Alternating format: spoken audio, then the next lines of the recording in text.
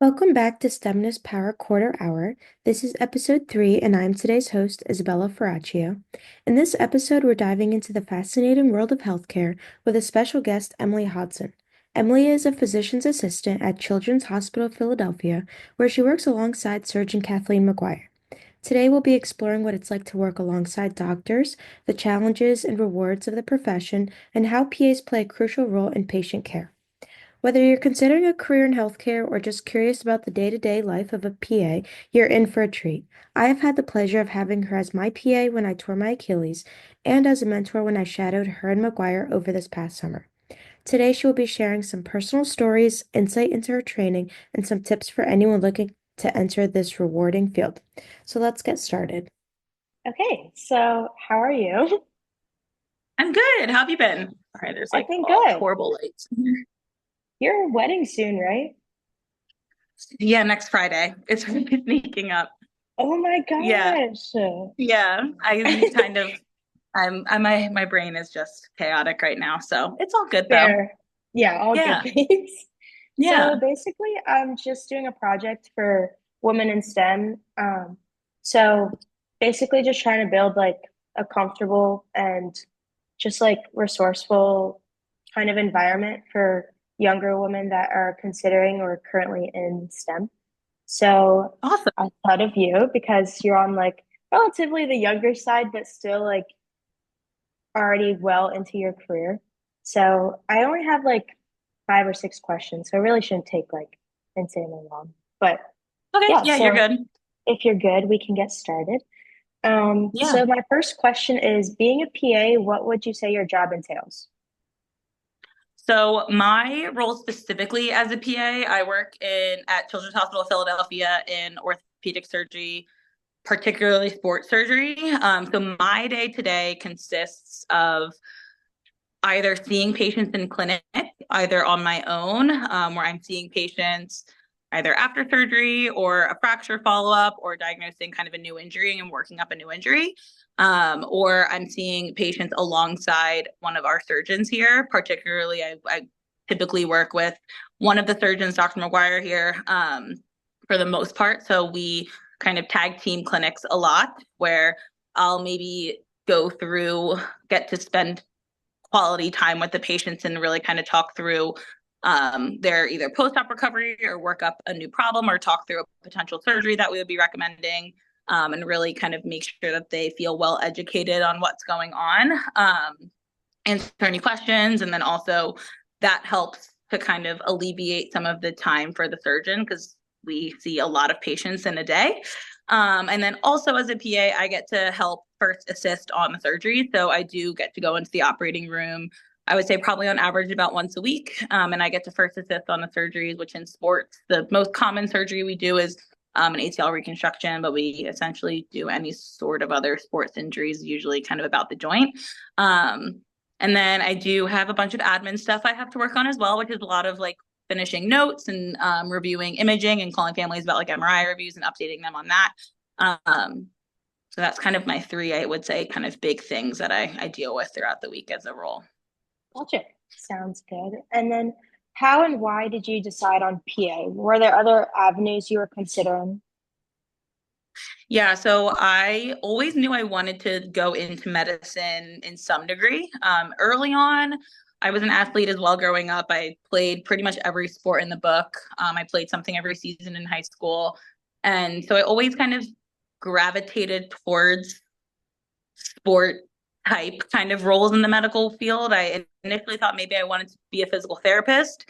However, in high school, when I was able to kind of shadow some PTs, it just didn't feel like the right fit.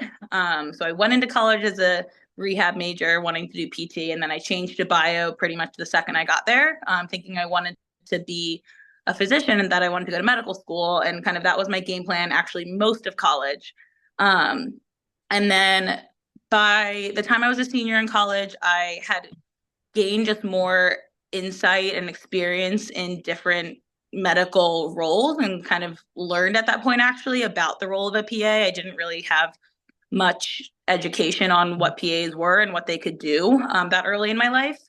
So it made me kind of rethink things a little bit just because I was already, I felt like in school forever, and I Yeah. wasn't sure if I wanted to keep school for a ton more years. So I made the decision to take a gap year after undergrad, and I'm very, very thankful that I did, just to kind of get more experience in the medical field. Um, so I was a scribe for about a year and a half and just tried to kind of get my toe into anything I could and get as much shadowing experience with both physicians and PAs. And ultimately, for me, I just felt the PA route was the best route for myself with what I wanted to do. The main reason I wanted to go into medicine from the beginning was I like just have a passion for educating people in things that I feel very knowledgeable in. I like to try to break it down into verbiage that they can understand to make sure that they kind of really are able to advocate for themselves in the future when dealing with either their specific injury or just kind of anything with their health. And for me, I wanted to kind of do that as soon as I could. And PA was kind of less schooling after undergrad. So I was in school for about a little over 2 years. And I also kind of, from my experience shadowing, kind of saw that how PAs were utilized. And as I kind of mentioned earlier, I'm utilized to help relieve some of the stress on the physician as well. So I get to spend a little bit more time with the patients when I'm sitting and talking with them about their surgeries and things like that. And that's kind of really why I wanted to go into the field. So that kind of was just what pushed me towards the PA route rather than the physician route in the end. And now I'm here. Gotcha. Yeah. I feel like I can kind of relate because I started out as kinesiology and then like Mm-hmm. the summer before I went in, like even during orientation, I decided bio. So then I had Mm-hmm. to go through that switch. And I just feel like this was very insightful because I don't really know if I'm fully 100% locked into medical school, but just getting Yeah. your perspective is great. Um, Yeah, I so think it's everyone always forgets that there's like so many different paths you can take. So I think it's always helpful to just explore any potential path, whether you still yeah, end up doing medical school in the end. I just think it's best to be kind of most educated in all of it so you can make a well-informed decision in what's best for you. for sure. So my next question is, have you exhibited any challenges within the field as a woman? And if so, how did you overcome any of these challenges? I am very lucky to say I don't feel any like definitive I haven't had any like major issues. Orthopedics is definitely a very male heavy field. I'm very lucky in that the surgeon I'm primarily partnered with is also a woman and she's an incredible mentor. She has been amazing to work with. And I do have a lot of other PA colleagues that are women, but even all the males that I'm working with here have truly been very incredible. All of the other surgeons and other PAs and athletic trainers and physical therapists and everyone I work with um, has certainly been very like welcome, opening. Everyone's really good teachers. So personally, I have not had a huge issue, and I'm very grateful for that. Gotcha. Yeah. Also, like when just by shadowing you and just the whole team, um, I feel like there's like a good family like environment. So Yeah. it's definitely strengthened by the fact that like everyone's very inclusive and I don't really see like any of those barriers.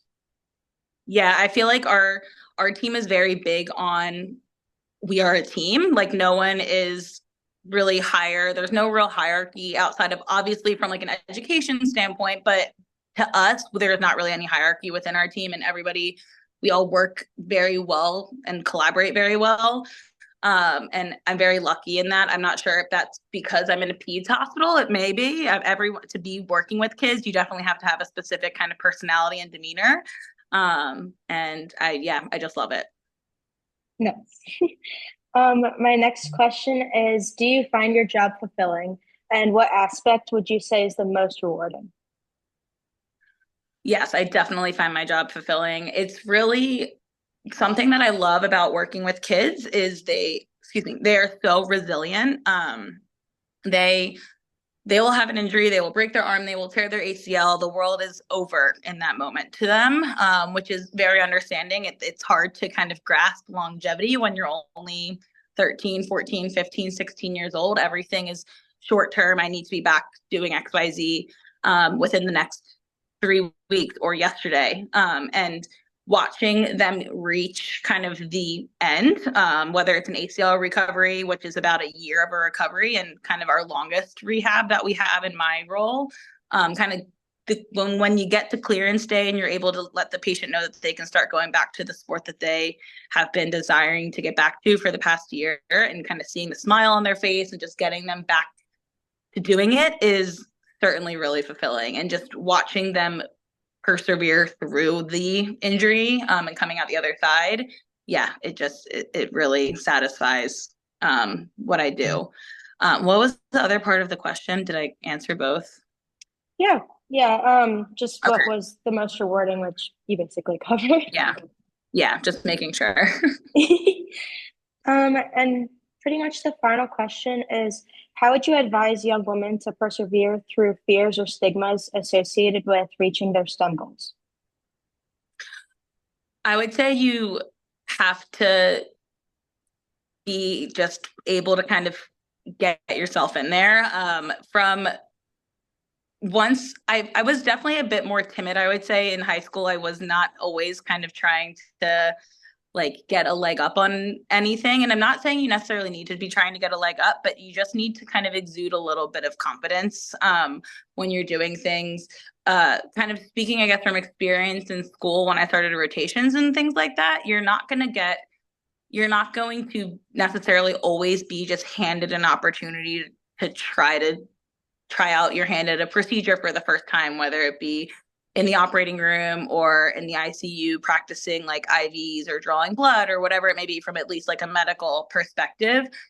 You have to say, hey, like, can I try that? Can you watch me and kind of teach me how to do that? Or just in the OR, like as a student, just when the case is starting, grabbing the suction and just kind of showing the team that like you are willing to put your foot forward, and then you will notice them starting to kind of reach for you more and kind of open doors to let you start doing more is something that I have found to be at least good for me personally, and kind of getting my way through life.